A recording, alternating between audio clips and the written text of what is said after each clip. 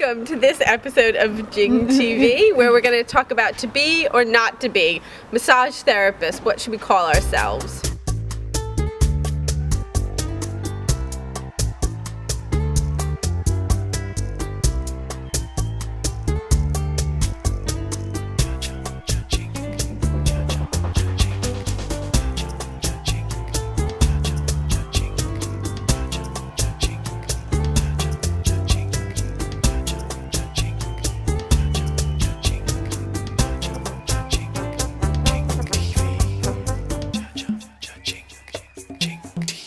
And welcome back to the Jing Pain Clinic in our lovely gardens where we are taping from. Oh, so retro.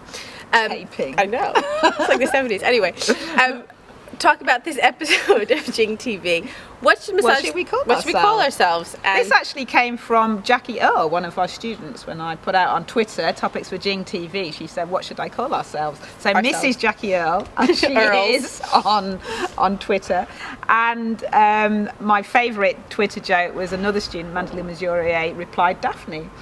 I thought it was funny. Some of you may or may not. Anyway, what should we call ourselves? Massage therapists or? So talk about your pet hate. Okay, let's first talk about this. Monsieur or Masseuse. Oh my God, why would anybody A, call themselves that, or B, even think that they can call, it's like some horrible French word from the 70s. So, I mean, obviously it's currently also a French word. But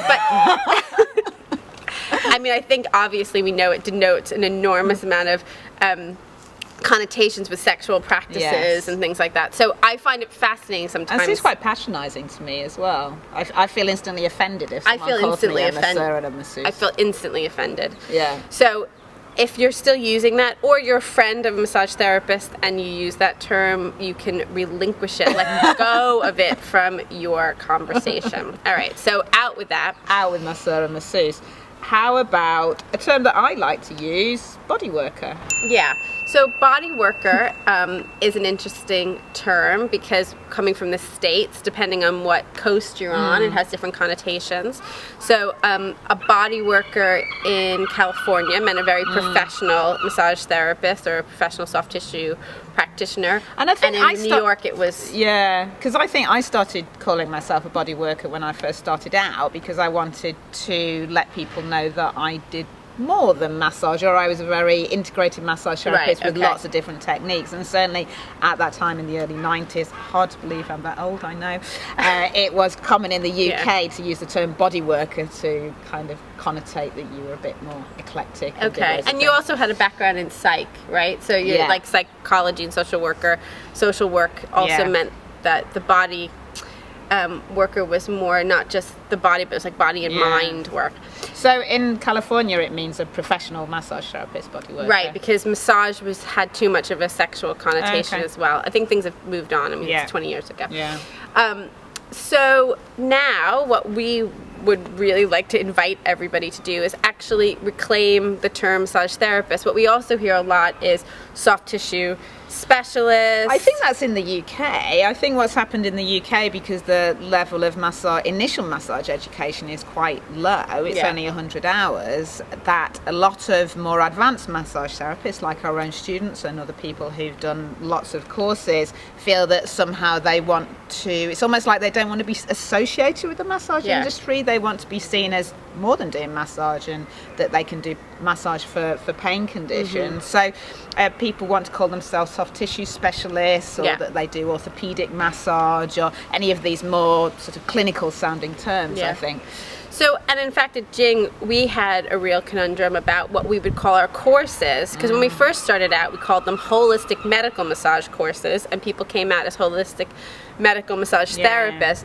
And then that ran up against some legislation. And so when we started to put out our degree level courses as well as our certificate at advanced massage therapist, we use the term advanced clinical massage therapy. And that is what we put out as our course, is advanced clinical massage therapy. We expect therapists to call themselves either an advanced clinical massage therapist or a clinical massage therapist, because they should have some denotation between putting in all that time into clinical remedial work rather than like a weekend course in massage therapy, but always continuing to at least use the word massage and massage therapist, because we feel really strongly about that. We feel really strongly about because that. I think massage therapist denotes the broad tribe that we are. So if you call yourself a massage therapist, you're aligning yourself with all those people all over the world in lots of different times and cultures who